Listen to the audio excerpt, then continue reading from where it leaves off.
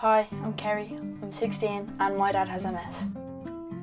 I live in Dublin with my mum and dad and up until recently my brother, but he's just moved to Australia now, so I miss him loads, but like at least I got his room and got to do it up the way I want to do it, so that was good. When people ask me what is MS, I usually just say that it's this thing you get in your brain that would block off the messages that sends to different part of your body. So some people it might affect your hands, some people it affects their speech or their sight, or for my dad, his legs. It just affects everybody differently, you never really know. My dad had MS before I was born, so it was never really a big thing. It was never sort of talked about or anything because everyone just knew it was there. After the diagnosis of MS and once I gotten over the initial getting used to the idea of it, I kind of didn't notice any symptoms for quite a while, or there was no great decline. Then gradually over time my walking got worse and it declined a bit more from there, and I eventually ended up having to get a wheelchair. Once I got over the initial stigma of being in a wheelchair, it actually became something that enabled me to do things. So it was more a sign of being enabled rather than disabled.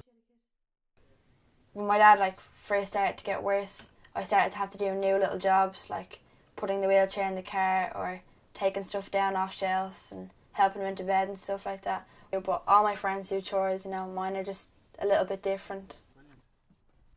MS is manageable, whatever way you take it. I mean, people think, oh, Paul won't be able to drive, but you can get hand controls in the car and he can drive now. And oh, we can't get upstairs, he can't get to his room, but we built a room downstairs for him. And just little things like that you can just get over, you just work with it.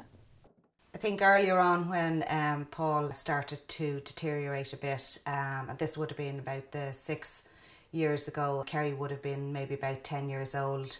I did go for a bit of counselling. One bit of really good advice was to make sure that her childhood and going into her teenage years, etc., would be happy and not be daunted by MS, and I've always been very mindful of that.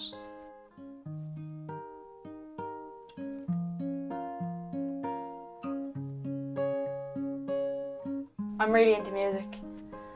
I play 4 instruments. I play guitar, ukulele, piano and drums. And the type of music I like is just acoustic stuff, and I write my own stuff too. So I think my mum and dad like to have the music and the fun in the house, and even though my dad has MS, my friends and my cousins are still always constant in the house. There's not really much of a change there. My mum and dad would have friends over too. I don't really worry about my dad and how far the MS will go. It's just I'm worried about my mum and that, and how will she be able to look after him and how we'll all cope. I mean, you never really know what you're going to get with MS. It probably will get worse and you can't stop that, but it's just how we're going to be able to manage if it does get worse is what's worrying. The MS Care Centre is one of the things that the MS READaTHON would raise money for, which I think is really important and people don't realise it. My mum wants to go away on holidays and I know my dad can stay there and he'll be looked after well, and there's a great physiotherapy department there and nurses and stuff, and he can just talk to people who have MS and chat about, you know, all the things and make new friends and stuff. I remember doing the MS READaTHON in primary school with my teacher, but I was quite young when I did it and I never really made the link between my dad and MS and what it was for.